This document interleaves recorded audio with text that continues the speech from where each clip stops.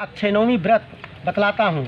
यह व्रत अब तक तीनों लोकों में गुप्त रहा है। हे तपोधन, आज मैं उस व्रत का सारा विधान तुम्हें बताऊंगा।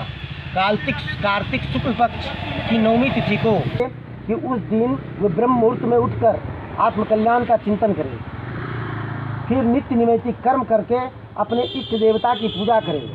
सर्वप्रथम पंचोपचार जुटाकर विष्णु भगवान का पूजन करें और लवंग युक्त उत्तम पकवान बनाकर भगवान को भोग लगा दें।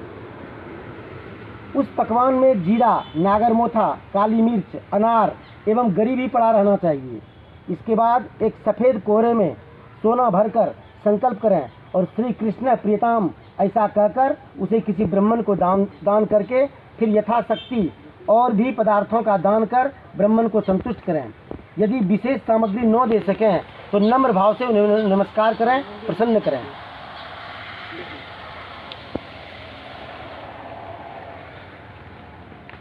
सूर्य ग्रहण के अवसर पर कुरुक्षेत्र में तुलादान करने से जो फल मिलता है, राक्षय ओकरा लिए तुलादान होइ छै। एक तरछा पर बच्चा, एक तरछा पर अपने बैठबे आ एक तरछा पर अन्य भरी के दान करबे, ओकरे कहै छै तुलादान करना।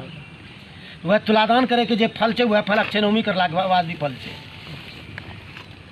तुलादान करने से जो फल मिलता है वही फल अक्षय नवमी को कुष्मांड दान करने से, कुष्मांड मतलब हुआ, कुष्मांड से भी मिलता है।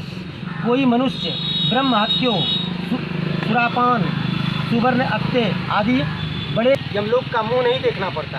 हे द्विज, कुष्मांड दान करने वाले व्यक्ति सब प्रकार के सुखोपभोग को भोगते हुए अपनी इच्छा अनुसार सभी लोकों में भ्रमण करते रहते हैं। तब सौनक जी ने पूछा, हे मुनीश्वर, आप मुझे यह बतलाइए कि पृथ्वी पर इसने यह कुष्मांड दान किया था, क्योंकि इसे जानने की मेरी प्रबल आकांक्षा है।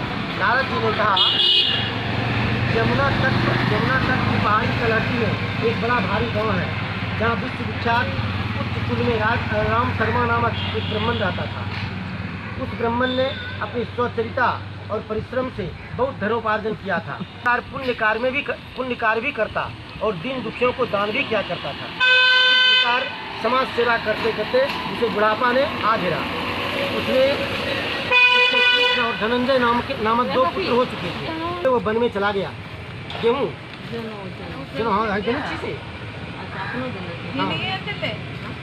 हाँ, वासुदेव परायण हो भगवान कृष्ण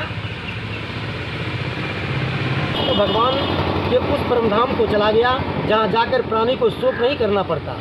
बूढ़े के मरने के बाद इस तरह क्षणिक सुखभोग के लिए उन लोगों ने पहलवानी, भांडपन, रंडीबाजी और जुआ खेलने में धन गंवा दिया।